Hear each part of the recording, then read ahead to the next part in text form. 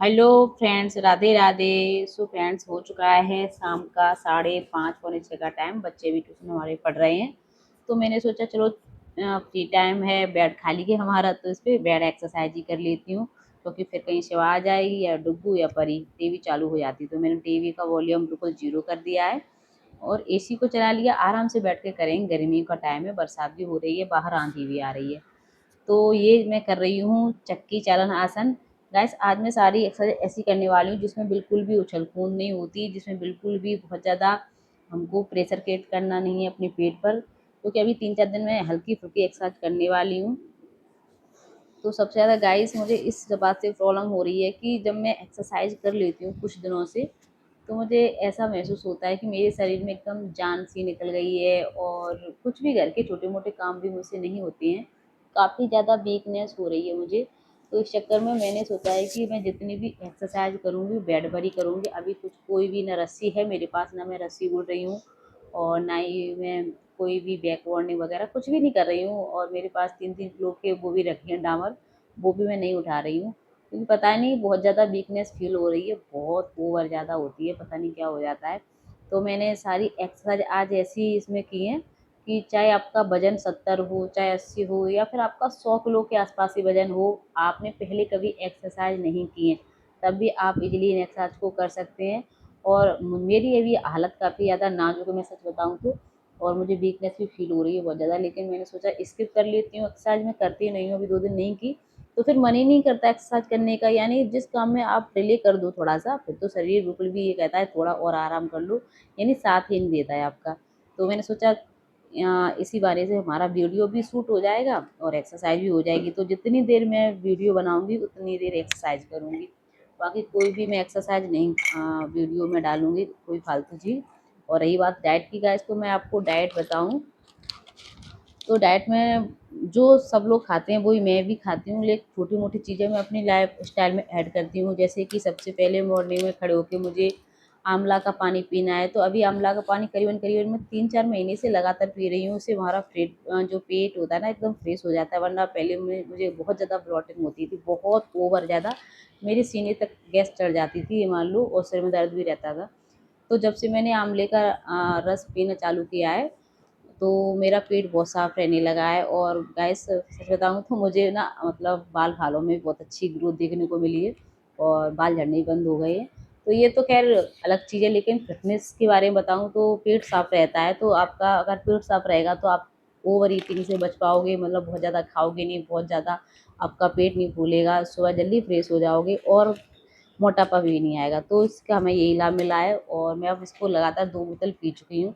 अभी हमारी दूसरी बोतल भी गाइस ख़त्म हो चुकी है। तो इस चक्कर में मैंने सोचा, क्योंकि आयुर्वेदिक में कहते ही हैं कि आप कुछ भी जड़ी बूटी का सेवन करो तो लगातार आपको 3 महीने से ऊपर नहीं करनी है, कम से कम आपको 15 दिन का गैप देना ही देना है। तो मुझे 2 बोतल पी ली मैंने, काफ़ी टाइम हो गया पीते-पीते। मैंने सोचा 7-8 दिन हो चुके हैं, तो अभी मैं थोड़ा-सा गैप कर देती हूँ 15 दिन का। तो मैंने 15 दिन के लिए बंद कर दिया, लेकिन उसकी जगह पे गैस मैंने दूसरा चीज़ चालू कर लिया है।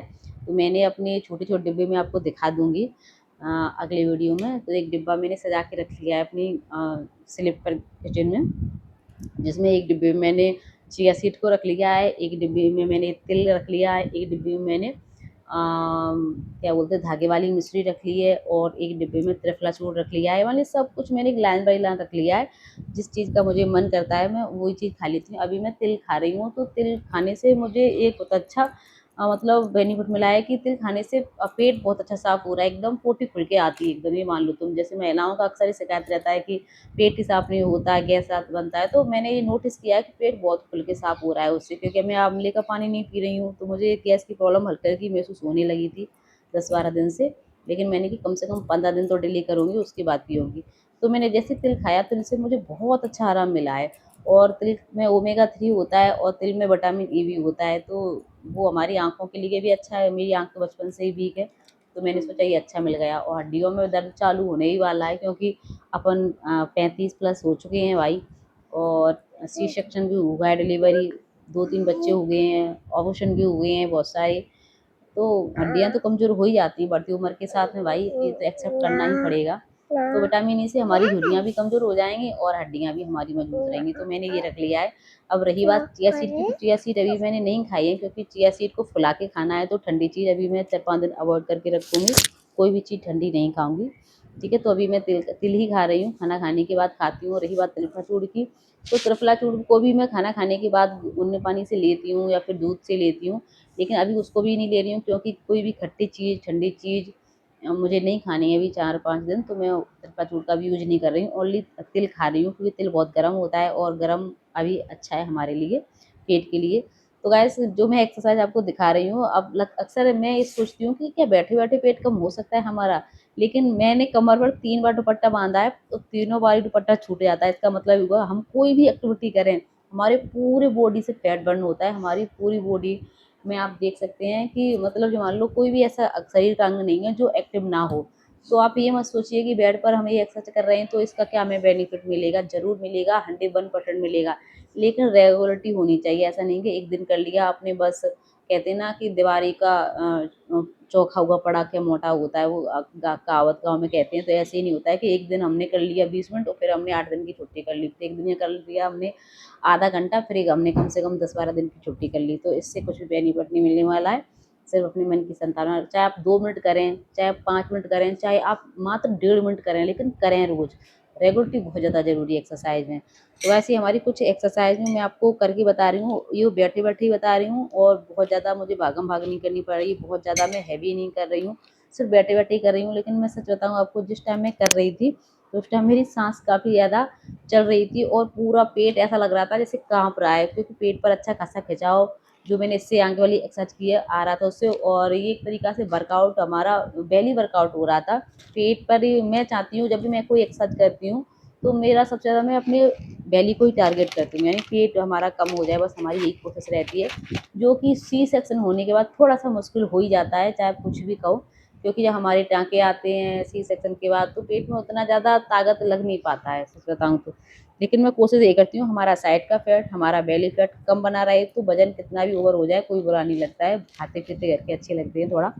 लेकिन पेट बड़ा हो जाता है तो अपने मनपसंद कपड़े फिर नहीं पहन पाते हैं, पेट अलग से दिखने लगता है। और ऐसी उम्र है कि लोग अक्सर टोक ही देते हैं कि आप फिर से प्रेग्नेंट हो क्या? तो ऐसा ना हो, इसलिए हम चाहते हैं कि पेट हमारा कम ही रहे। और पेट ये मानो कि पेट बड़ा होना मतलब बीमारियों को न्योता देना।